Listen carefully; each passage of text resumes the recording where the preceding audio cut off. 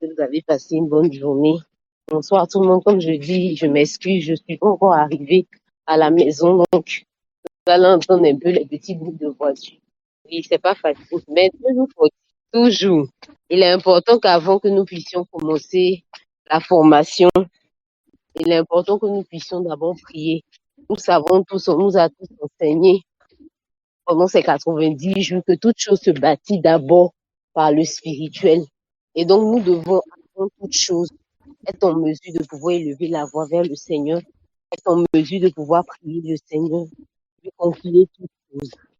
Donc, j'aimerais que tu puisses, avec moi, de ta position, bénir le Seigneur. On s'est déjà dit merci au Seigneur. Merci au Seigneur pour cette journée. Merci au Seigneur pour la grâce que nous avons de pouvoir être encore en vie. Merci au Seigneur pour la force qu'il nous a donnée de pouvoir nous connecter en ce jour. Ensemble, bénissons le Seigneur. Bénis le Seigneur avec moi. C'est une grâce, c'est un privilège d'être en vie. C'est une grâce. Bénissons ensemble le Seigneur. Abba Père, je veux te dire merci. Je veux bénir ton nom, Seigneur. Merci pour cette grâce que tu me donnes de pouvoir être en vie. Merci, Éternel des armées, parce que Seigneur, tu me maintiens. Seigneur, dans le monde des vivants. Oh Dieu, je veux te dire merci. Merci Seigneur, durant toute cette journée, Éternel des armées. Je suis sortie, j'ai pris différents véhicules, Éternel des armées, mais mon Dieu, tu n'as point permis qu'un accident m'arrive. Tu n'as point permis qu'un incident m'arrive et je veux te dire merci.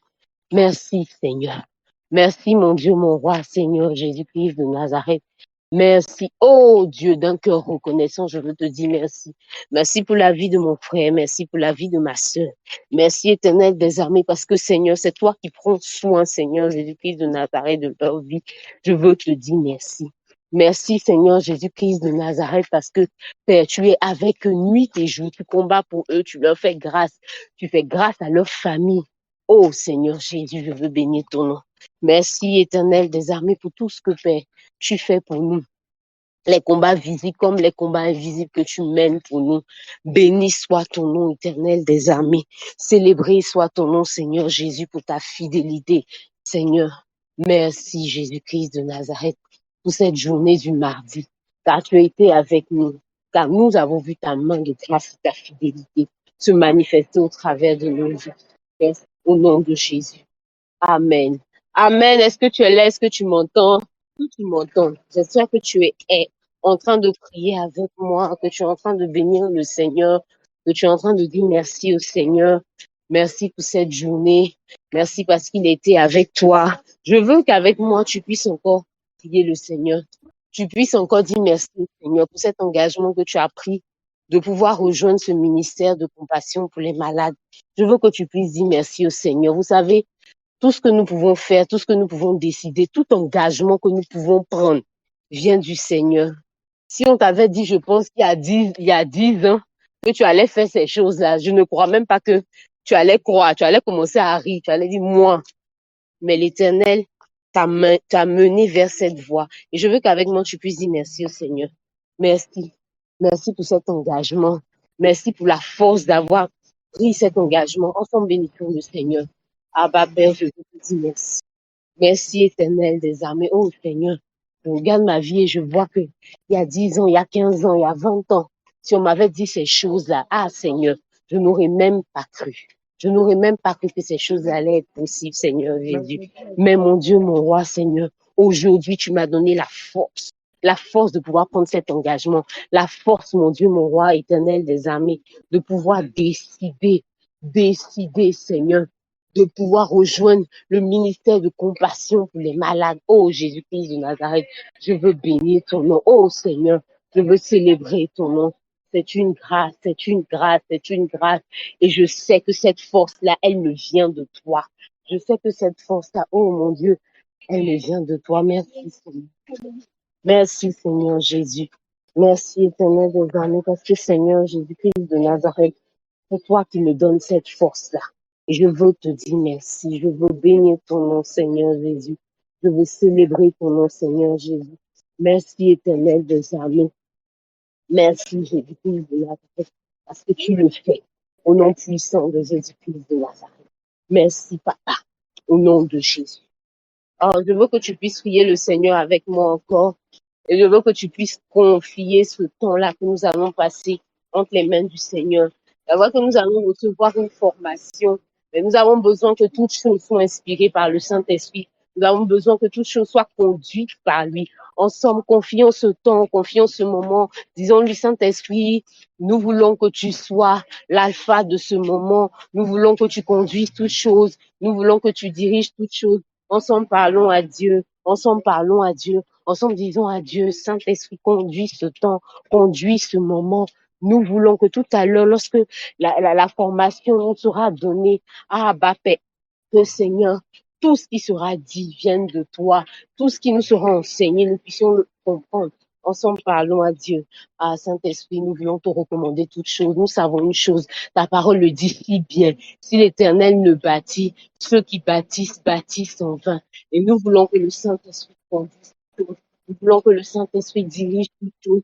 Nous voulons que le Saint-Esprit soit l'épicentre de ce temps et de ce moment. Nous ne voulons pas passer ce temps de formation, Seigneur, que ce temps soit basé sur la chair. Non, non. Mais nous voulons que le Saint-Esprit conduise toutes choses. Nous voulons que le Saint-Esprit dirige toutes choses. Nous voulons que le Saint-Esprit soit le centre de toutes choses. On ne fait pas ça. Nous voulons que le Saint-Esprit soit le centre, soit le centre, soit le centre de tout.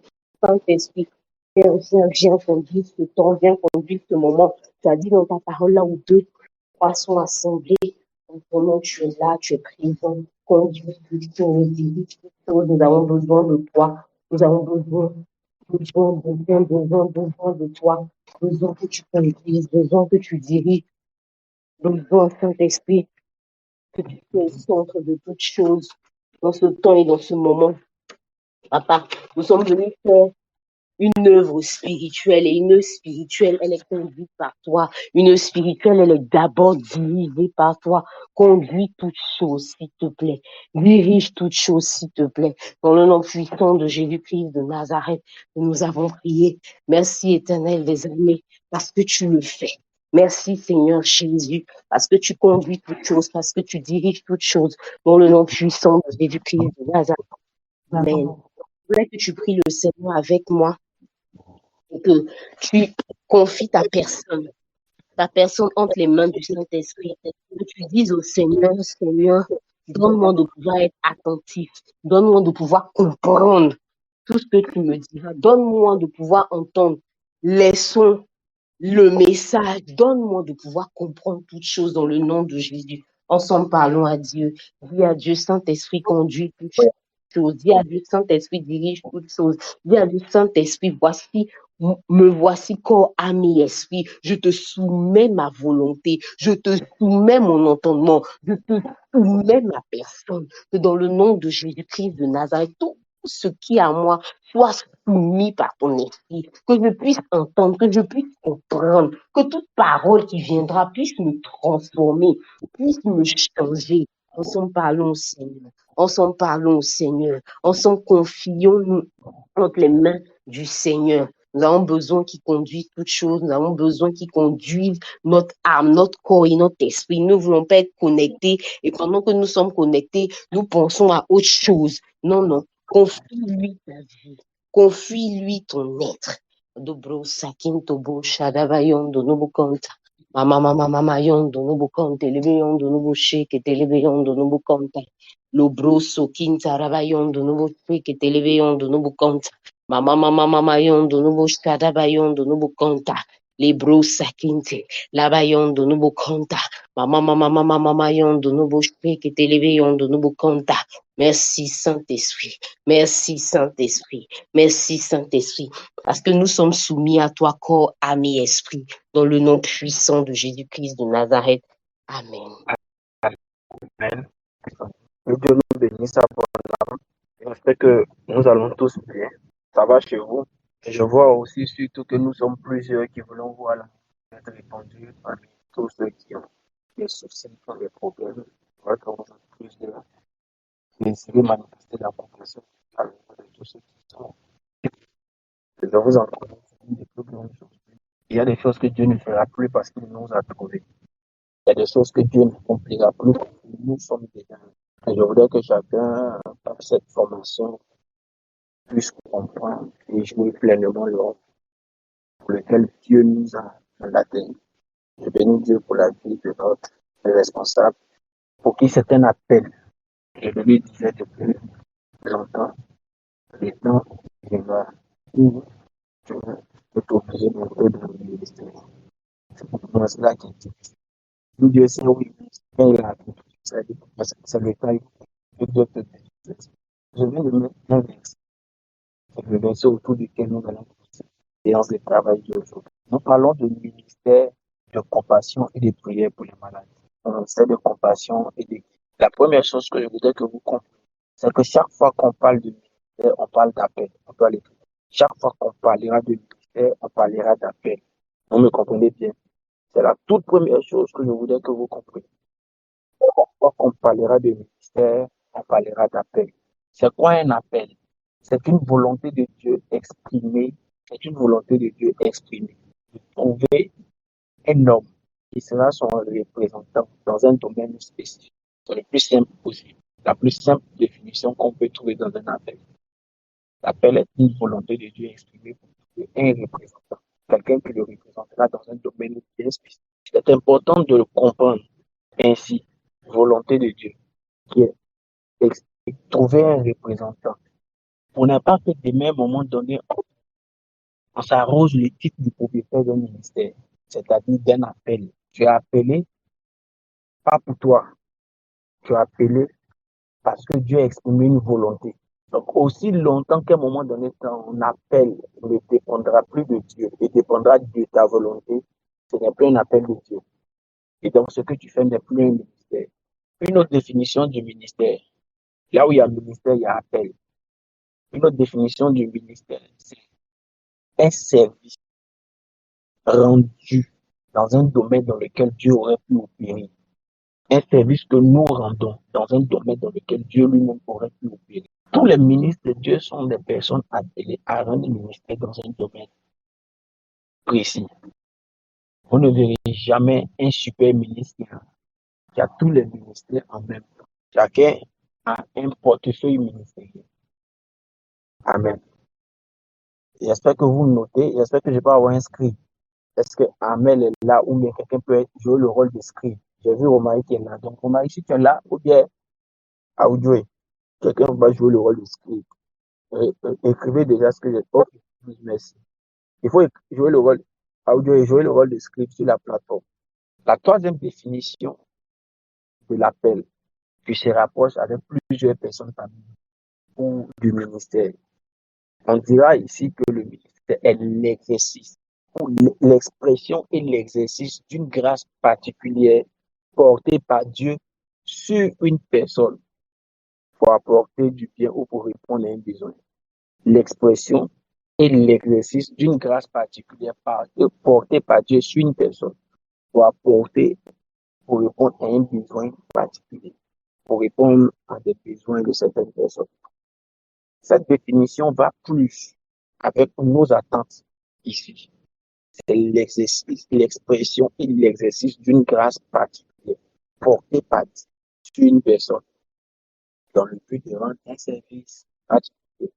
Vous voyez que dans toutes ces trois définitions, la notion de Dieu revient, la notion d'homme revient. La notion de Dieu apparaît, la notion d'homme choisi apparaît.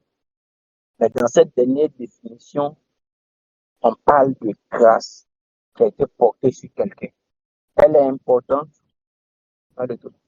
Elle est importante, cette dernière définition, parce que plus tard dans la formation, on arrivera à un palier où je vous explique. Quand tu as porté la grâce sur quelqu'un qui vient dépositaire, plus il grandit dans la grâce, à un moment donné, Dieu n'a plus besoin de renvoyer la même grâce sur la terre. Il peut dire, va voir telle personne, je vais te donner. Après, on va arriver à ce stade. Donc, c'est l'expression et l'exercice d'une grâce particulière portée par Dieu sur une personne. Donc, toujours dans le but d'exercer un service. Toutes les fois qu'il y a service, il n'y a pas forcément ministère. Parce que si les intérêts de Dieu ne sont pas considérés, c'est un service, mais ce n'est pas forcément un ministère. Voilà, c'est important. Ça reste un service, mais ce n'est pas forcément un ministère. Toutes les fois que vous entendrez qu'il y a quelqu'un grand ministère, c'est que la grâce qu'il a, le mandat avec lequel il veut faire, c'est pour répondre aux besoins de Dieu. Il n'existe pas de ministre qui n'ait pas de président. Quelqu'un comprend bien? Il n'existe pas de ministre qui n'ait pas de président. Sinon, son ministère là, est validé par qui? Il travaille pour qui? Donc, ici, quand on parle de ministère de compassion et de guérison, allons comprendre que c'est le regroupement de plusieurs personnes qui doivent apporter une grâce ou deux grâces qui tournent autour de la notion de la compassion et de la guérison. Une grâce ou deux grâces, ou peut-être plusieurs grâces. Pourquoi? Il peut y avoir sur la plateforme des personnes qui exercent pleinement le ministère de la guérison, mais exclusivement le ministère de la guérison. Pendant qu'il peut y avoir sur la plateforme des personnes qui ont un ministère en fait d'hospitalité, qui ne se fait que par la compassion, ou un ministère d'entraide ou de relations d'aide. On les classe dans le ministère lié à la compassion. C'est-à-dire que chaque fois qu'ils doivent exercer, la compassion s'exprime d'abord. Ou ils le font par le souffle de la compassion, le centre de ce qui motive leur activité, c'est la compassion qu'ils ont. Donc, il peut y avoir d'autres personnes qui ont plusieurs grâces. Et donc, on a un ministère ici de compassion et de guérison parce qu'on regroupe des personnes qui ressentent sur elles un appel.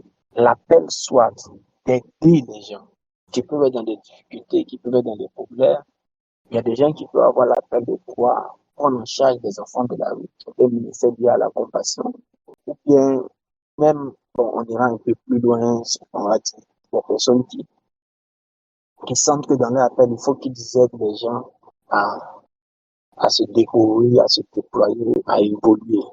Ça peut être aussi un ministère de compassion, grâce à ça. Mais ici, c'est le ministère de compassion lié à ce dont je suis à parler. J'ai été malade, je ne vous ai pas vu. Quelqu'un peut avoir un ministère de compassion auprès des malades sans avoir un ministère de guérison. Et puis, il peut rendre le ministère de compassion, puis à cause de la compassion qu'il a, il va guérir les gens. Je vous expliquerai pourquoi au cours de la formation. Ici, il le fera avec la foi. Et comme son appel est divin, chaque fois qu'il va avec l'expression de son appel, il y a la grâce de Dieu qui l'accompagne. Il a tellement de la compassion pour le malade que je ne vais pas dire les ondes ou l'onction de Dieu se déploiera pour apporter la solution. Il n'a pas forcément une grande onction de guérison, mais l'amour qu'il a pour les malades. Donc lui, il peut arriver à l'hôpital et son rôle, c'est juste d'entretenir les malades, les exhorter, et puis croire. Parce que vous pouvez avoir des malades qui aiment pleurer, ils sont dépressifs. Il y a d'autres qui n'espèrent plus, il y a d'autres qui veulent se laisser mourir. Il y a d'autres qui vraiment sont dans des situations qui ont besoin d'être écoutés, d'être aidés, d'être aimés à nouveau. Quelqu'un d'autre, son passion peut juste s'exprimer par le fait qu'il vienne et qu'il lui décide de laver les malades. Ou bien quelqu'un d'autre, son ministère de compassion peut s'exprimer par le fait qu'il arrive, que lui décide de donner de l'argent aux malades pour payer leurs ordonnances. Vous voyez un peu. Voilà pourquoi on a mis ministère de compassion. Je voudrais que chaque fois que je suis en train d'enseigner, il faut que vous notez, parce qu'il y aura des devoirs liés à découvrir votre domaine précis, le domaine précis dans lequel vous êtes. C'est important. Parce que c'est un ministère, il faut qu'on ressente la grâce. Donc, on va vous aider. Vous pouvez sentir que vous l'avez. Mais à un moment donné, au cours de l'évolution de la formation et de l'évolution du ministère, on va vous aider à découvrir pleinement la grâce que vous avez. Toutes les nuances de la grâce, c'est-à-dire, oui. Comment il peut remplacer le mot nuance de la grâce? Les variétés ou bien les différentes manifestations de cette grâce. Voilà. Non, on va comme ça tout le monde. On verra au fur et à mesure qu'on évolue comment vous aider à découvrir toutes les nuances, toutes les variétés, tout ce qui découle de votre grâce. On va apprendre ça sans souci. Donc, je suis en train de vous donner un peu les images que peut représenter le ministère de la compassion pour certaines personnes. C'est-à-dire qu'on peut partir, et puis quelqu'un qui passe son ministère de compassion, lui, il est à l'aise avec le fait qu'il les exhorte, il peut passer toute une journée à être en train de les appeler, Il est dans notre équipe, mais lui, il se sent à l'aise quand il les appelle pour les consoler, pour les réconforter. Parce qu'il y a des gens qui peuvent faire une maladie et elle peut durer parce que leur cœur est abattu. La Bible dit un cœur abattu rend le cœur malade. Il y a d'autres qui peuvent tomber malades parce qu'ils ont commis. La Bible dit une promesse différée rend le cœur malade. Donc, dans le ministère de compassion, il y a certaines personnes qui savent comprendre les gens. C'est-à-dire qu'il y a des personnes, je ne sais pas si, bon, je ne vais pas utiliser le mot technique, mais ces réactions sont disproportionnées. Et s'il n'y a pas de personnes qui ont une grâce spéciale pour les écouter et les comprendre, tout le monde les fuira, tout le monde se détachera d'elles, tout le monde leur fera du tort parce que leurs réactions ne sont pas appréciables. Elles sont difficiles de vivre avec les gens. Mais quelqu'un qui a un ministère de compassion peut déceler qu'il a un problème particulier qu'il n'arrive pas à comprendre. Il est professionnel dans l'écoute. Ça aussi, ça s'apprend. Voilà. C'est être professionnel des relations d'aide, ça s'apprend. Mais il y a des études pour ça. Donc, c'est tout ça qui est dans le ministère de la compassion. À côté de cela, il y a le ministère de la guérison. C'est pourquoi on parle du grand ministère de compassion et de guérison. Le ministère de la guérison est pour ceux qui ont le don de guérison. D'abord, ils ont le don de guérison. Ils ont l'appel à assister les malades. Et puis, il y a un autre palier. Il y a ceux qui ont l'onction de la guérison. J'aurai le temps d'expliquer beaucoup des enseignements. Amen. Mais il y a un point commun pour tout type de ministère qui existe. C'est une question maintenant. Quel est le point commun? Pour tout type de ministère qui existe, ils ont tous un point commun pour les voir se manifester. C'est lequel? C'est une question, j'attends les réponses de tout le monde. Tout type de ministère qui existe ont un point commun pour les voir se manifester, pour les voir se déployer. Tous les ministères, ok, l'amour de Dieu, ok, pour les voir se manifester, pour les voir s'exprimer. D'accord? Ils ont déjà, quand on parle de ministère, c'est qu'ils ont déjà la grâce de Dieu. Ils ont déjà l'appel. Je parle maintenant ils ont déjà l'appel, ils ont déjà la grâce de Dieu sur eux. Je parle de maintenant comment l'exprimer, comment exprimer le ministère, comment le rendre. Poussez un peu, poussez un peu. Tout ce que vous dites est une partie de la vérité, mais le contexte dans lequel je suis. Ah, pasteur Stéphanie, tu as tout écrit en même temps. Tout est écrit, la paix, trois choses en même temps. Ah, donc l'amour, la soif, la oui, d'accord. Pouvoir exprimer tout type de ministère que Dieu aura donné à quelqu'un. L'élément essentiel pour le voir s'exprimer, c'est la foi. Pour tout type de ministère, peu importe le type de ministère que tu as, l'élément essentiel pour le voir se manifester, pour le voir s'exprimer et le voir grandir plus tard, c'est la foi. La foi.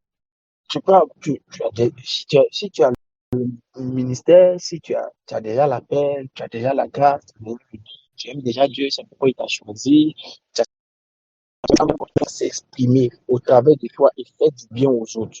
Pour le voir s'exprimer au travers de toi, faire du bien aux autres.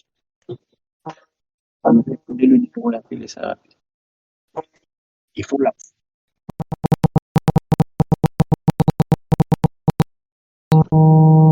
c'est la foi. Quand vous voyez des ministères se déployer, évoluer, la première chose qui va commencer par faire la différence, c'est la foi. J'espère que c'est pas le cas de Dieu. Dis à ton voisin la foi. C'est papa. Appelez. Donc, appelez papa directement. La foi est une clé, mais est la clé fondamentale. La foi est la clé fondamentale pour pouvoir se déployer toutes les grâces que Dieu a apportées en toi. C'est pourquoi j'ai donné la dernière définition. Dans la dernière définition, j'ai dit clairement que c'est une grâce, l'expression, l'exercice d'une grâce. Donc, pour voir la grâce là se manifester, pour voir la grâce là se déployer et on va Pour voir la grâce à se manifester, pour voir la grâce à se déployer, il faut que toi-même tu l'apportes, que tu aies la foi. Il faut que toi-même tu aies la foi. Donc, nous n'avons pas la foi. Peu importe la grâce que tu transportes. Si nous n'avons pas la foi, peu importe la grâce que nous transportons, la grâce peut être sur toi. Mais si tu n'as pas la foi, si tu as peur, tu vas cristalliser la grâce que tu as. Quelqu'un comprend ce que je suis en train de dire? Si tu as la foi, si tu n'as pas la foi, peu importe la grâce que tu as, tu ne pourras pas l'exercer et tu ne la verras pas grandir. Tu ne la verras pas se déployer. Tout ce que Dieu nous donne comme grâce n'est que l'idée. Quand elle vient, elle se déploie dans son exercice. Elle grandit et elle évolue au fur et à mesure qu'on la manifeste, au fur et à mesure qu'on l'exerce. C'est pourquoi la foi est la clé. Vous allez voir des campagnes de guérison, des campagnes pour des pasteurs, des évangélistes qui organisent des grandes campagnes de guérison. Vous allez voir beaucoup de guérisons qui peuvent se manifester. Ce que vous devez comprendre, c'est que quand il a commencé, il n'a pas eu toutes ces guérisons. Parce que si vous voulez voir beaucoup de guérisons en même temps, si vous voulez voir beaucoup de résultats en même temps, et que parce que vous n'avez pas vu vous arrêter, ou bien vous n'avez pas la foi pour pouvoir le faire, la grâce là va pas se déployer. La grâce là va pas grandir. La grâce là, ça va pas bouger. Première chose, c'est donc la foi. Quand on a la foi, les choses sont easy. Easy veut dire quoi en anglais? Quand on a la foi, les choses sont rendues simples. Quand on a la foi, les choses sont rendues simples. Je préfère utiliser l'expression simple plutôt que facile. Quand on a la foi, les choses sont rendues simples. Je préfère utiliser l'expression simple plutôt que facile. Il ne faut pas que je vais blaguer quelqu'un et puis demain il va dire non, c'est pas facile. Quand on a la foi, les choses sont rendues simples. On va donc étudier la foi. On prendra peut-être 2 semaines, 3 semaines. Alors, à mon cas, si vous avez la foi, je vais enseigner la foi. Et quand vous allez découvrir les clés de la foi, quand vous allez découvrir les clés de la foi, je vous assure, vous allez vous étonner de voir Dieu faire un certain nombre de choses autour de vous et au travers de vous surtout. Je vais vous enseigner la foi. Quand vous allez commencer à exercer et à exprimer votre don et la grâce que vous avez au travers de la foi, vous allez voir que les choses vont aller plus simplement, mais vraiment simple. Je viens d'envoyer un verset tout à l'heure. Je veux qu'on le lise. Marc 11, 22 à 23. Je veux que quelqu'un ouvre sa Bible. Que quelqu'un lise ça au point. Peu importe le plus rapide, peu importe là où il est, il peut lire. Marc 11, verset 22 à 23. Jésus prit la Oui. parole et leur dit, ayez foi en Dieu. Verset 23. Je vous le dis en vérité, si quelqu'un dit à cette montagne, ôte-toi de là et jette-toi dans la mer, et s'il ne doute point en son cœur, mais croit que ce qu'il dit arrive, il le verra s'accomplir.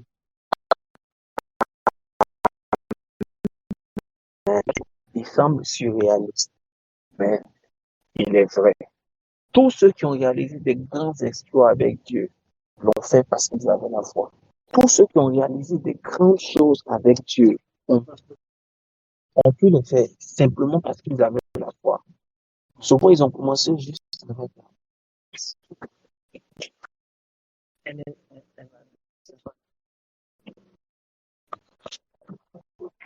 tous ceux qui, à un moment donné, sont entrés dans le livre des héros de Dieu. Ils sont entrés parce qu'ils ont eu la foi. Tous ceux que vous connaissez qui ont fait des exploits avec Dieu, ils l'ont fait parce qu'ils avaient la foi. Il n'y a personne qui a marché avec Dieu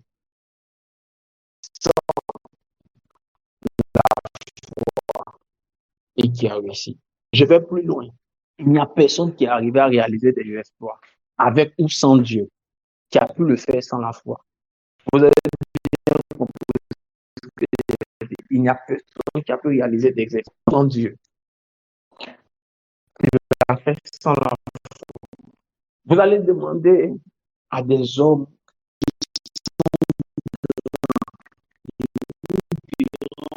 oh, cher, moi, j'ai la foi. D'autres vont te dire,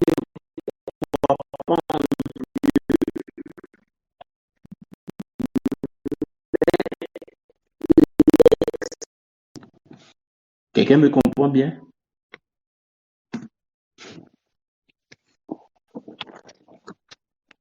C'est quoi la foi? C'est quoi la foi? Et la deuxième chose, c'est répondre à la question que vient de placer le frère Ange. Mais d'abord, c'est quoi la foi? Selon vous, c'est quoi la foi? Vous écrivez beaucoup, hein? La foi, la foi, la foi, la foi. Donc, la foi, c'est une expérience de la réalisation de ce qu'on espère voir s'accomplir. Croire en Dieu, en tout ce que la Bible dit. Croire en l'existence de Dieu. La foi, c'est qu'une chose suffira. Sans qu'on nous. Ok. La foi en Dieu. Ok. La ferme espérance des choses qu'on espère, la démonstration de ce.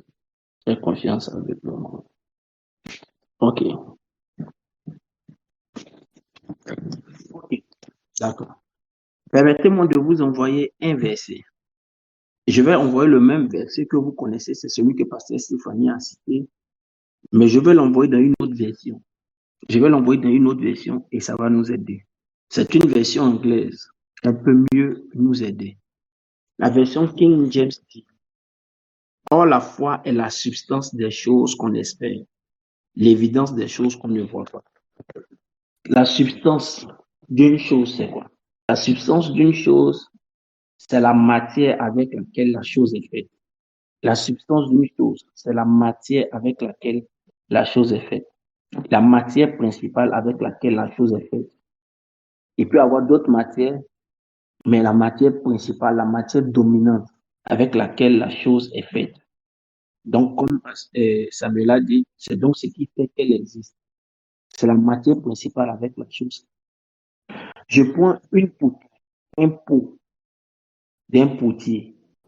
La matière principale, c'est l'argile. Et donc, ça, la substance.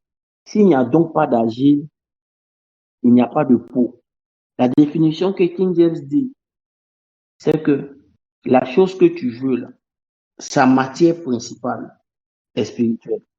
Tout ce qu'on a est d'abord spirituel. Tout ce qui existe a son équivalent spirituel. La chose que tu désires, elle a la substance qui l'a faite. C'est quelle substance? C'est Dieu. Tout ce qui existe, tout ce que tu veux voir, tout ce que tu veux posséder, a une substance qui est spirituelle. La foi, est-ce qu'il te connecte à la substance de la chose pour la prendre pour toi? Donc, si tu ne prends pas la chose dans ton esprit physiquement d'abord, tu la prends et tu en es le propriétaire d'abord en esprit. Tu arrives à croire en esprit que c'est pour toi. Je veux que j'ai une vision par rapport au ministère de guérison et de compassion. C'est qu'on arrive à un tel niveau où c'est institutionnalisé que les mères nous demandent de visiter leur vie pour venir faire du bien. Pour que quand on arrive, les gens guérissent. Ceux qui n'ont pas pu être guéris par nos prières, on les exhorte, on leur donne, on les aide par des dons, des produits médicaux, tout ça. Plus tard, organiser des grands travaux médicaux, des consultations foraines. Mais je crois ça là, je crois en ça et puis j'ai déjà ça dans ma tête. C'est établi dans ma tête. J'ai la substance de la chose dans ma tête. Donc, ce que je veux voir là, j'ai déjà dessiné ça dans ma tête. C'est déjà fait. J'ai déjà ça déjà dans ma tête. C'est déjà dessiné dans ma tête. J'ai la substance de la chose. Comme la substance de la chose est spirituelle, dans le monde spirituel, j'ai déjà possédé ça. C'est moi dans le monde spirituel. Tu ne peux pas enlever ça dans ma tête. Est-ce que quelqu'un pense que je veux dire? C'est ça qui est la définition de la foi, la substance. Mais la vraie substance des choses qu'on veut posséder, c'est dans le monde spirituel. Tout ce qui a été créé est sorti de Dieu. Tout ce qui a été créé à un moment donné a été fait par la parole de Dieu. Que la terre soit. Donc, ce qui va venir par la suite qui a été fait par la terre est sortie d'abord par la parole. Donc, tant que je trouve ça dans la parole, je n'ai aucun souci et je possède ça. Voilà une définition. Elle semble compliquée, mais dès que tu as une dimension spirituelle, que tu peux voir la chose dans le monde spirituel, dans ton esprit, t'inquiète pas, tu es sur le bon chemin pour avoir. Il faut que dans ton esprit, que tu te vois en train de manifester la chose. Une autre définition simple, c'est que dans ton esprit, tu te vois en train de manifester la chose que tu veux voir, que tu espères avoir. Dans mon esprit, je roule une Range Rover. Dans mon esprit, là, on a fini le temple. On a déjà fini le temple. Il y a un espace où les gars m'a Range Rover quand il vient au culte. Il y a un sachet dessus. C'est pas, voilà. Dans mon esprit, on a fini tout ça. Dans ton esprit, qu'est-ce que tu vois? Qu'est-ce que tu vois dans ton esprit? Tout ce que nous allons faire, nous allons pouvoir le faire si nous avons suffisamment de foi. Je réponds ça sous une autre forme. Vous dites quelque chose. Qui ici croit qu'il a le don de compassion? Levez les mains. Je parlais des ministères de compassion. Ceux qui se reconnaissent dans le ministère de compassion, levez les mains, je le vois. On peut avoir plusieurs gardes, d'autres peuvent avoir compassion, d'autres peuvent avoir et compassion et guérison. D'accord. Qu'est-ce que tu te vois faire avec le ministère de compassion? Jusqu'à où ça va t'envoyer, selon toi? Il faut commencer à voir ça dans ton esprit. Jusqu'à où? Qu'est-ce que je ferai? Jusqu'à quel niveau je travaillerai avec le ministère de la compassion? Et vous montre ce que moi, le ministère de la compassion, jusqu'à où je me vois avec le ministère de la compassion. Je me vois en train d'enlever des enfants dans la rue. Mais pour moi, les enlever dans la rue, les évangéliser dans la rue n'est pas suffisant. Parce que s'ils ont accepté le Seigneur et qu'ils n'ont pas mangé, ou bien qu'on continue de leur donner de l'argent, on n'a pas fait grand-chose. Alors, pour moi, le ministère de la compassion va plus loin. Dans le ministère de la compassion que j'ai, c'est comment leur donner un rôle en société pour qu'ils apportent quelque chose de nouveau dans la société. Donc, dans ma vie, j'ai déjà un projet. C'est pour les réintégrer dans la société.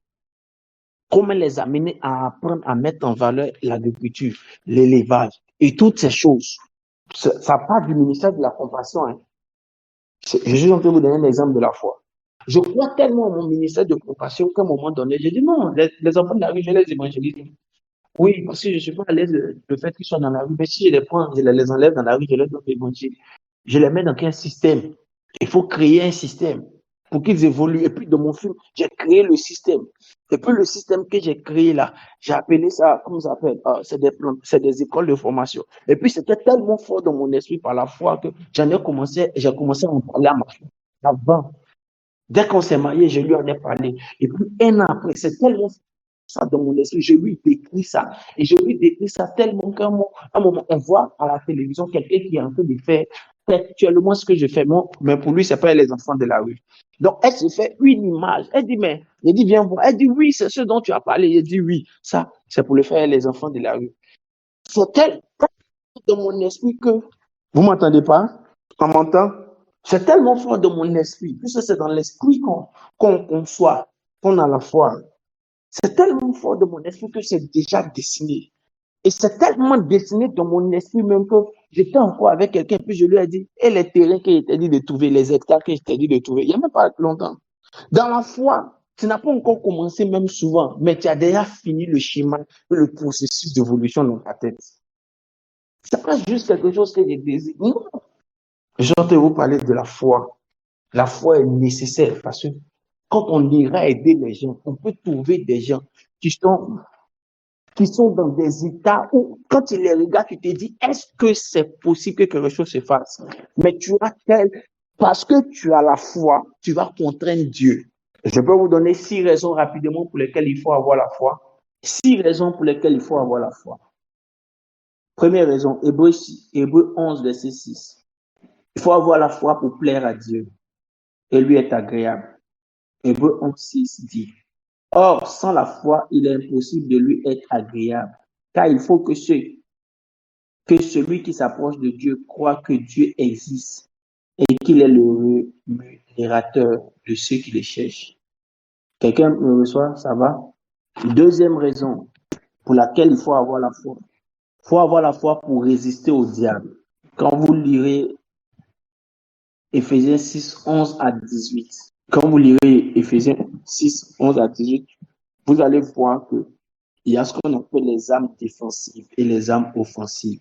Dans les âmes défensives, il y a une âme qui couvre toutes les autres âmes, fait le bouclier de la foi.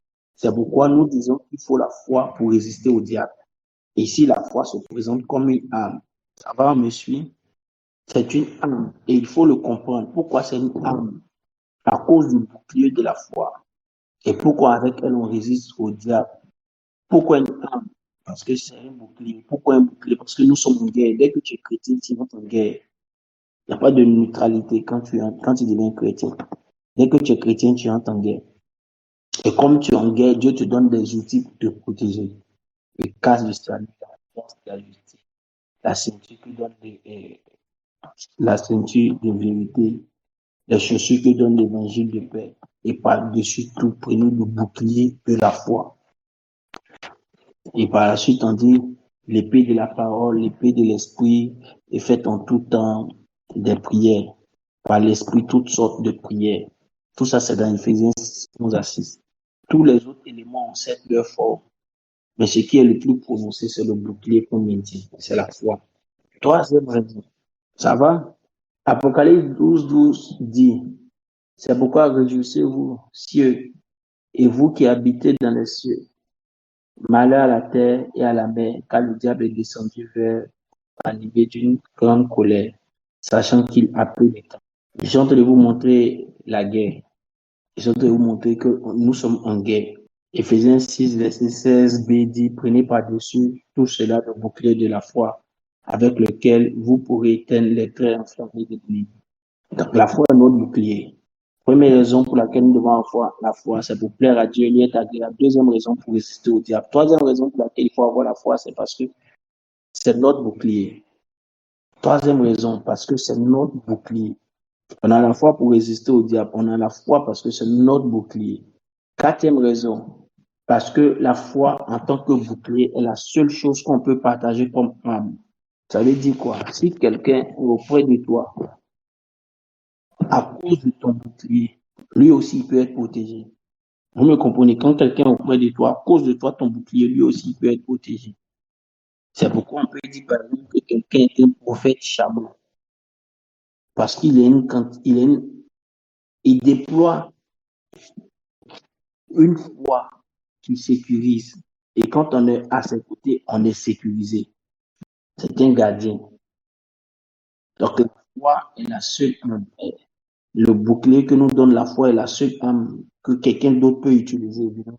Donc par le bouclier de la foi, tu peux couvrir ta famille. Tu peux couvrir tes enfants, tout le monde. Et vous devez comprendre aussi que plus vous rendrez témoignage des choses que Dieu fait au travers de vous, ça augmente la foi des autres. Donc s'il y a des problèmes relatifs au domaine pour lequel vous l'avez rendu témoignage, les problèmes, quand ça vient, ne pourront pas avoir accès à leur vie. Je prends un exemple.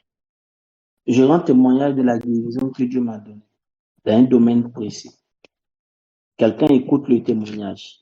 Il a lui aussi la foi, il est édifié. S'il avait la même maladie qui dominait sur lui, à cause de la foi qu'il aura eue parce qu'il aura entendu mon témoignage, le mal commence à le quitter. Le mal vient du diable, mais il avait de la victoire sur lui jusqu'à présent. Mais à cause du témoignage et que sa foi a augmenté, le bouclier commence à se déployer et puis il commence à faire sortir le mal de lui. Parce qu'il y a aussi une autre manière par laquelle le bouclier peut se manifester. C'est pourquoi il est bon de partager sa foi en rendant les témoignages. C'est pourquoi il est bon de partager sa foi en rendant les témoignages.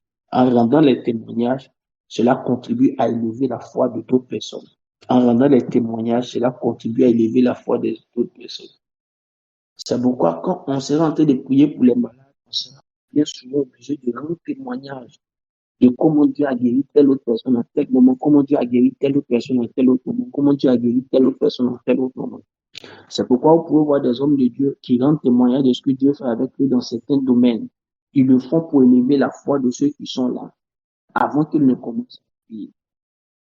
Quand vous élevez la foi des autres en rendant témoignage, ça fait sortir le pouvoir qui était en train de dominer sur eux. Et ça établit un nouveau bouclier de sorte à ce que jusqu'à où l'impact avait eu lieu, cela commence à être rétréci. Cinquième point. Pourquoi il faut avoir la foi? Pourquoi avons-nous besoin de la foi? Le cinquième point. Parce que la foi permet d'acquérir des choses dans le monde spirituel. C'est ce que je suis en train de vous expliquer, la notion de substance, la matière avec laquelle ça a été fait. La foi nous permet d'acquérir des choses dans le monde spirituel. Il faut comprendre que la foi est la monnaie d'échange dans le royaume des cieux. Dans le royaume de Dieu, dans le royaume des cieux, la foi est la monnaie d'échange. C'est la foi qui te permet d'acheter tes promesses que tu as connues. Jamais l'oublier. La cinquième raison pour laquelle nous avons besoin de la foi, c'est parce que la foi nous permet d'acquérir des choses dans le monde spirituel. Tous ces éléments sont importants pour nous. Depuis le premier que j'ai cité, c'est par la foi qu'on plaît à Dieu. C'est par la foi qu'on résiste au diable. On ira prier pour des malades. Il y a des gens qui sont malades parce que c'est des attaques du monde des ténèbres. On ne peut pas résister au diable si on n'a pas la foi. Et ceux qui sont malades ne peuvent pas résister face à ce que le diable est en train de leur faire. Ils n'ont pas la foi. On doit avoir la foi parce que c'est le bouclier. C'est un bouclier protecteur. On doit avoir la foi parce que c'est le seul bouclier qu'on peut partager. On doit avoir la foi parce que la foi nous permet d'acquérir des choses dans le monde spirituel. Quand les malades, vous vous rendez compte qu'il y a des gens pour qui derrière la maladie, il y a des démons. Alors qu'il n'y a que par la foi qu'on peut obtenir sa délivrance. Vous allez arriver quelque part, la personne est sous une oppression démoniaque. Quand vous arrivez dans la salle des maladies, vous sentez même l'oppression. Vous sentez l'oppression autour de la personne. Et puis vous ne savez pas quoi faire. Vous sentez que la maladie est passée. Il faut le faire pour que la personne puisse recevoir sa délivrance. Si la délivrance n'est pas faite, le démon, ta guérison ne va pas arriver. Ah, dans certains cas, oui. Comment dire à quelqu'un qui est stérile, qui n'a pas d'utérus, qui a azostémie, que Dieu dit tu vas guérir, que tu auras ton enfant. Si tu n'as pas la foi. Je me rappelle, on avait en 2002 Carlos Anacondia, qui est un évangéliste brésilien qui est arrivé. Et quand il est arrivé, nous, le commando de Côte d'Ivoire, Force Condeva, les servi là-bas, en 2002, en septembre 2002. C'est dans la période où Sia Popo avait pris, fait le casse de la BCAO. Mais on était en train de prier un matin avec l'équipe de commandos. Et puis, pendant qu'on est en train de prier, j'entends de mon esprit le Saint-Esprit qui me parle clairement. Il y a ici une dame dont on vient d'arracher les trompes. Dis-lui de ma part que je la guéris, je restitue ses trompes.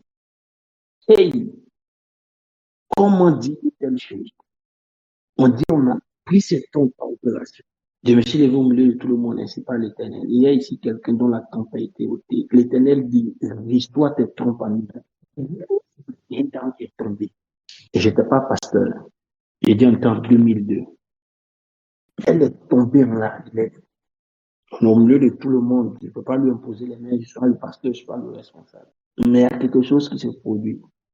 Quand on finit la prière, qu'elle se retrouve, il y a une grande sœur qui m'approche pour dire, petit frère, Dieu t'a parlé. Il dit, ah bon, comment? Il dit, je la connais, on est de la même assemblée. On vient de finir l'opération. Elle vient effectivement de finir l'opération pour qu'on enlève cette trompe. Dieu t'a parlé. Ok, mais est-ce que parce qu'elle est tombée, c'est que ces trompes sont faussement revenues? Qu'est-ce qu'il prouve? 1 ou 2 ans après, on se voit quelque part. 1 ou 2 ans, je crois, je ne sais pas si ça vaut 3 ans encore. On se voit quelque part. Et puis, je la vois avec les traitements de grossesse. Je prends de cette nouvelle, elle est avec la grande sœur avec qui on a parlé. Puis elle dit, elle a accouché, elle a eu son enfant. J'ai dit, quoi? Elle dit, oui. Elle dit, waouh, gloire à Dieu. Il faut la foi. Et Dieu a fait grâce. Les trompes sont, je ne sais pas si les trompes sont revenues, mais avec ou sans trompe, Dieu a fait grâce. Mais je pense que les trompes sont revenues. Il faut la foi pour récupérer des choses qu'on veut. C'est la foi qui nous permet d'acquérir des choses dans le monde spirituel. C'est un élément de base sur lequel on pourra travailler pendant longtemps. Comment reconnaître les choses qui sont dans le monde spirituel? Comment les appeler à répondre?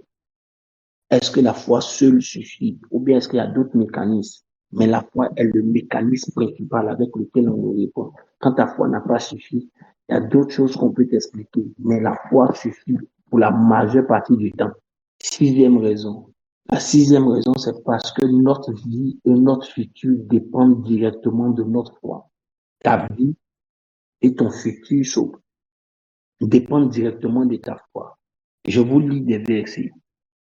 Hébreux 10, 38 dit, Hébreux 10, 38a dit, mon juste vivra par la foi. La conjugaison de vivra, c'est au futur. De vivre ici, c'est au futur.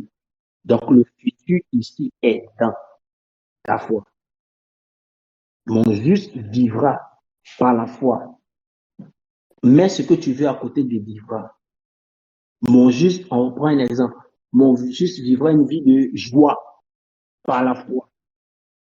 On va mettre autre chose, on va mettre épanoui. Mon juste vivra une vie épanouie par la foi. On va mettre la gloire. Mon juste vivra une vie de gloire par la foi.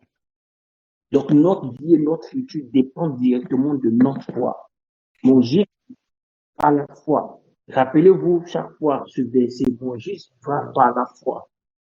Et mettez à côté de cela un autre verset. Pasteur Stéphanie, retrouvez-moi le verset qui dit, ne t'ai-je pas dit que si tu crois, tu verras la gloire de Dieu. Je t'ai pas dit que si tu crois, tu verras. Je vous raconter que tu crois aujourd'hui, tu as la foi aujourd'hui, tu vis demain. C'est important de le comprendre. Il dit, si tu crois, tu verras. Et ici, il dit, mon juste vivra par la foi. Donc, il faut avoir la foi là aujourd'hui pour pouvoir voir les résultats de la foi dans ton futur. Maintenant, le futur, là, il est relatif. Ça peut être dans 1 minute, ça peut être dans 2 minutes, ça peut être dans 5 minutes, ça peut être dans 10 minutes. Mais tout départ par la foi. Notre futur. Dans ce sixième point, il faut comprendre que la foi s'oppose à la crainte, la foi s'oppose à l'inquiétude. Ce qui fait que quand tu as la foi et que tu sais que ton futur dépend de ta foi, tu te dis que je ne peux pas me donner le luxe d'être inquiet. Jean 11, 40, merci. Jésus lui dit, ne t'ai-je pas dit que si tu crois, tu verras la gloire de Dieu. Quand on enseigne sur la foi, c'est le verset comme ça, il faut connaître partout. Il faut vraiment connaître. Il ne faut pas jouer avec. M'inquiéter est un luxe pour moi. Moi, en fait, Dédé, il y a des moments où je peux être inquiet. Mais dis, je vais être inquiet toute la journée. C'est un luxe que je ne peux pas me payer. J'ai resté inquiet pendant longtemps. C'est un luxe que je ne peux pas me permettre d'avoir. Hey! Je vous donne un autre verset. Job 3, verset. Regardez bien, Job 3, 25. Je veux qu'on le mette rapidement. Parce que Stéphanie, mets-le rapidement, qu'on voit.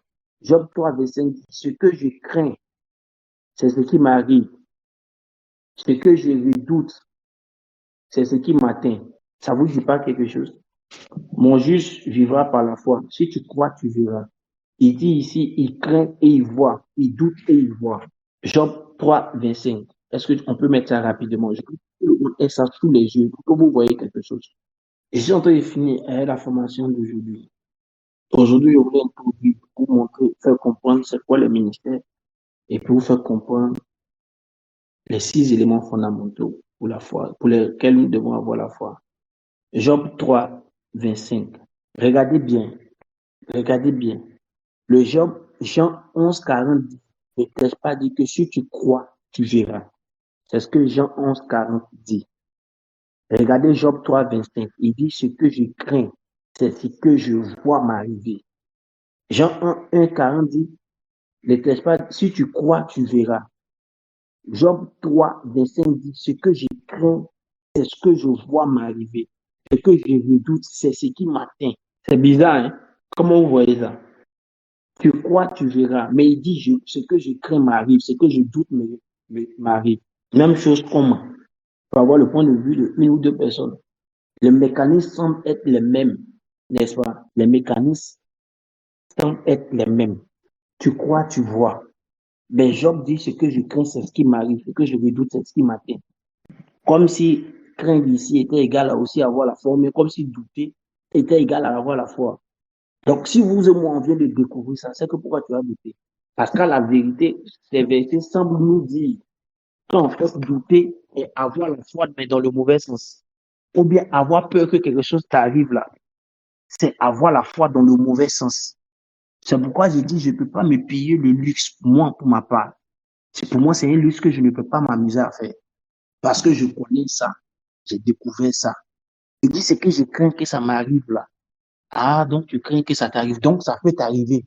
Oui, oui, ça peut m'arriver. C'est pourquoi je ne veux pas que ça m'arrive. Ça va t'arriver, tu vois. Donc, en même temps, c'est pourquoi quand moi, je suis en train de rêver, je ne peux pas rêver, je ne peux pas créer des pauvres. C'est pas possible. Ça sera comment? J'ai dit ça à qui?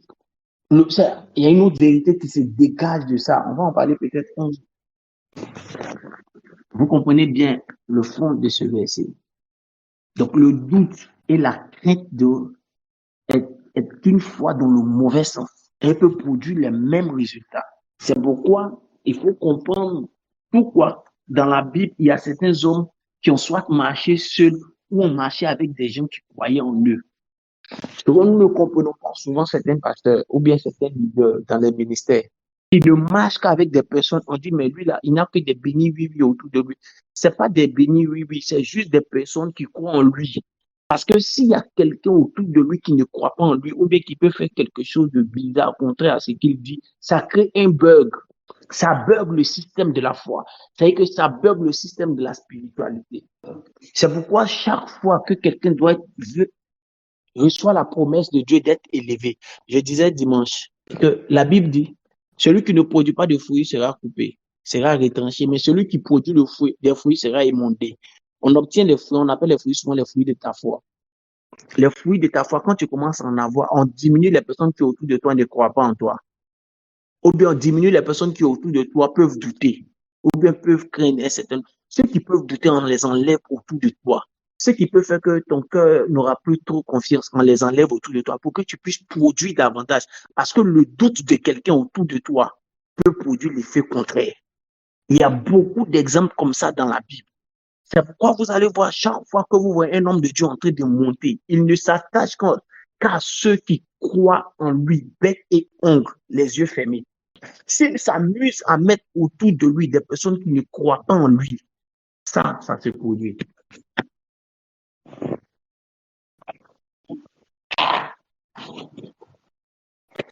Et un pasteur Daniel, l'archevêque Duncan Williams, qui est l'un des meilleurs prieurs que le monde entier a connu. C'est un homme de prière, un homme de foi. Il est venu prêcher tout dernièrement à ABMC. Écoutez bien. Pendant qu'il était en train de prêcher, il y a un pasteur qui était assis devant, qui dormait. Il y avait quelqu'un qui était assis devant qui somnolait. C'était une autorité parmi les pasteurs invités. L'archevêque l'a regardé et dit, pasteur, il dit, monsieur, s'il vous plaît, levez-vous et allez derrière. Il dit, levez-vous et allez derrière. Il dit, allez marcher derrière. Quand vous irez mieux, vous allez revenir. Quand il y a un mouvement de foi autour, quand il y a un mouvement de foi autour, quand il y a un mouvement, il y a des grandes choses qu'on veut faire et qu'il y a un mouvement de foi autour, il faut être très sélectif à cause de Job 3, verset 5. Parce que s'il se trouve des personnes qui doutent, ça peut ne pas avancer. Rappelez-vous, il devait faire 40 jours dans le désert. Moïse a envoyé 12. Quand ils sont revenus, 10 ont bavardé. Il n'y a que 2 qui ont cru. Les 10 qui ont bavardé, et puis tout le peuple qui croyait en ce que les 10 a dit là, sont tous morts. Les 2 qui ont fait le bon rapport, c'est eux qui sont restés en vie. Quand c'était à leur tour de régner, eux aussi, ils n'ont envoyé que 2 personnes. Ils disent, on ne va pas envoyer 12 personnes. C'est pourquoi la Bible dit, ce n'est pas une grande armée qui sauve le roi. Autrement dit, c'est une poignée de personnes qui croient la même chose. Je viens de vous donner une clé très importante et très puissant. Les 6 raisons pour lesquelles il faut avoir la foi. Cette dernière clé, elle est exceptionnelle. On ne peut pas jouer avec elle. Au fur et à mesure qu'on va avancer, quand on voudra avoir de plus grands résultats, comme je disais dimanche passé, quand on va dans la saison d'un vin nouveau ou d'une gloire nouvelle, Dieu diminue les personnes qui autour de nous n'ont pas le même palier de foi. Il ne les enlève pas dans des groupes ou dans les assemblées, mais il diminue l'impact autour de toi. Regardez, Jésus avait 12 apôtres, 70 disciples, après 120 disciples. Quand il devait prier pour la fille de Jairus, il est parti avec 3 personnes, alors qu'il avait 12 apôtres. Cette plateforme aura besoin de beaucoup de foi. C'est pourquoi c'est le premier enseignement que je vous donne. Mais vraiment beaucoup de foi. Je vous assure que nous devons fonctionner pas simplement avec la compassion, mais avec beaucoup de foi. Pourquoi? Parce qu'on peut aller sur le côté et le doute de quelqu'un d'autre peut créer une porte ouverte. Et là, vous enseignez comment ça va fonctionner, comment rattraper. Mais tu peux avoir un doute toi-même et puis, paf, le diable va utiliser ça pour te faire du mal. Mais gloire soit en Dieu, au Seigneur Jésus-Christ, parce que notre Dieu est fidèle. Quand il nous protège, il nous protège. Quand il veille sur nous, il veille sur nous. Que Dieu nous bénisse abondamment. Je veux que tu pries. Il y a beaucoup de passages. Pour ceux qui prenez note, Matthieu 8, 13. Matthieu 8, 13 soutient ce que j'ai dit parce que notre vie et notre futur dépendent de notre foi. Matthieu 8, 13 dit, puis Jésus dit au centenier, va, qu'il te soit fait selon ta foi, et à l'heure même le serviteur fut guéri. Matthieu 15, 28. Alors Jésus lui dit, femme, ta foi est grande, qu'il te soit fait comme tu veux. Et à l'heure même, sa fille fut guérie. La taille de notre foi, le niveau de notre foi détermine la manifestation. En fait. Matthieu 9, verset à 28. Étant parti de là, Jésus fut suivi par 2 aveugles qui criaient, aie pitié de nous, fils de David. Lorsqu'il fut arrivé à la maison, les aveugles s'approchaient de lui et Jésus leur dit, croyez-vous que je puisse faire ça? Oui, Seigneur, lui répondit-il. Alors il leur toucha les yeux en disant, qu'il vous soit fait selon votre foi. Le niveau de notre foi détermine la promptitude avec laquelle les guérisons arriveront. Le niveau de notre foi déterminera la promptitude avec laquelle les guérisons arriveront. Nous allons prier ce soir dans la minute qui arrive, avant que je ne prie pour la fin. Et je veux que tu demandes à Dieu de te faire grâce et de permettre que tu sois un homme de foi. Prions le Seigneur. Parlons à Dieu. Parle à Dieu. Tu peux ouvrir ton micro et tu vas prier pendant la minute qui suit. Ouvre ton micro et puis prie rapidement. Prie pendant la minute. Prions. Ouvre ton micro et prie. Prie. Prie.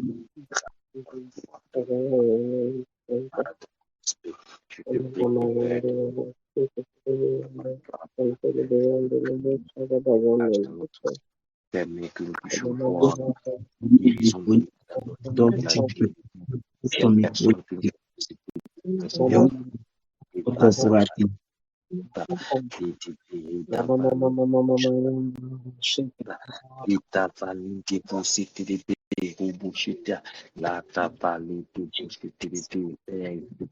de nous faire parler,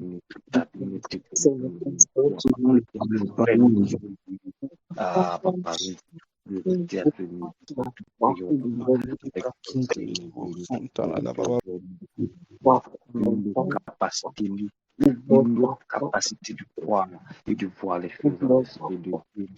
Il ne peut avoir l'esprit stérile, rendre notre esprit fertile. La grande chose à venir, avoir la guérison de Dieu, par notre prière, par nos paroles. Père, je te prie de ne plus passer à un autre niveau plus élevé que celui-là. De ne plus voir notre seule personne, mais de voir la qualité, la quantité de personnes à acquérir et à gagner. Père, fais-nous voir, fais-nous grandir par la foi.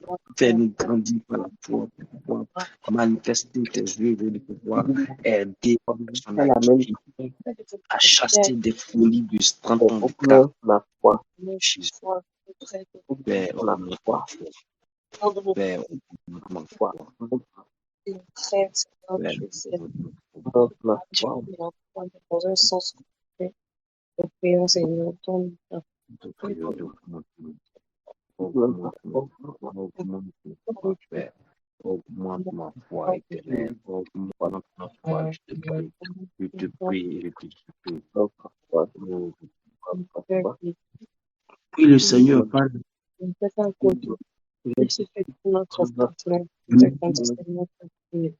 bénit. Sa grâce soit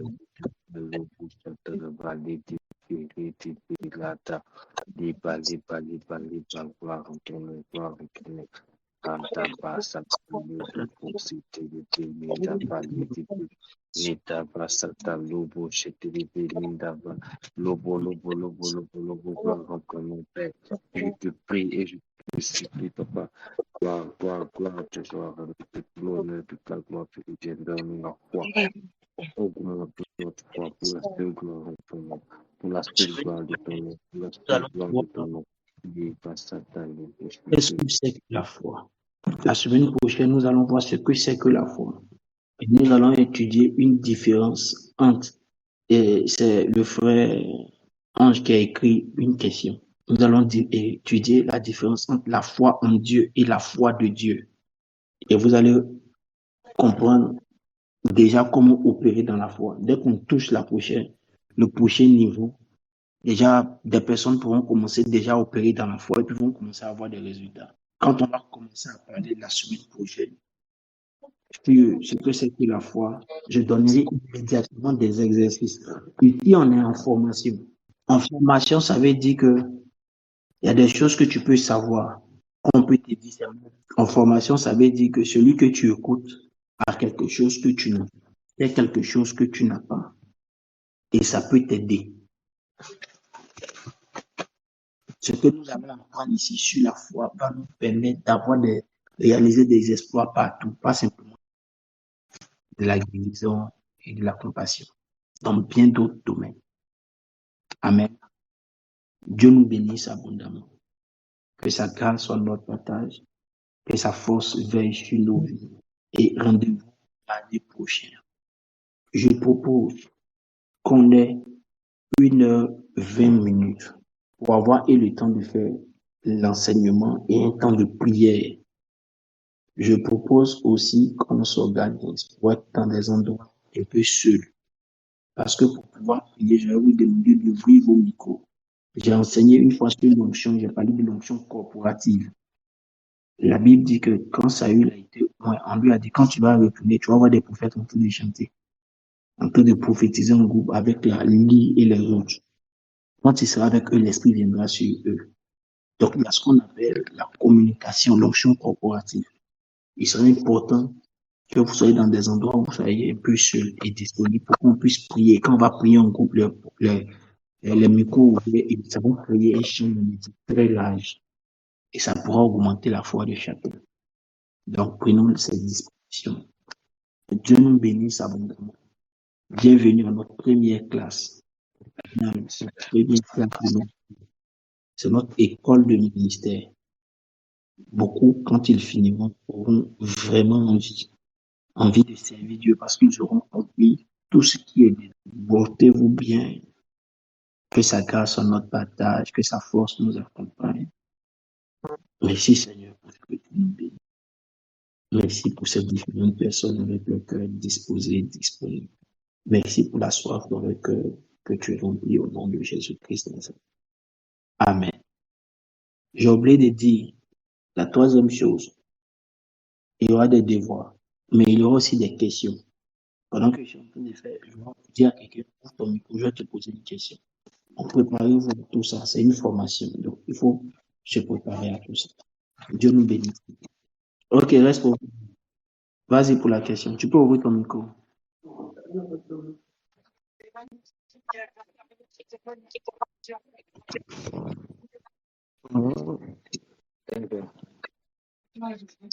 C'est quand j'ai dit qu'il va avoir question là, c'est pourquoi tu as écrit question, quoi. Oui, on aura aussi des séances de questions pour ceux qui ont des choses qu'ils veulent comprendre. On aura des séances de questions aussi pour ceux qui ont des choses qu'ils veulent comprendre. Amen. Si vous avez des choses que vous voulez comprendre, il faut les inscrire, il faut les envoyer.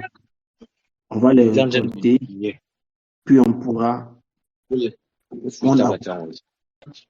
La foi est large. La foi est très, très, très, très, très large. Donc, s'il y a des questions à poser, puis on les poser. J'apporterai ma contribution, leur contribution. Dieu nous bénisse. Bonne soirée à tous.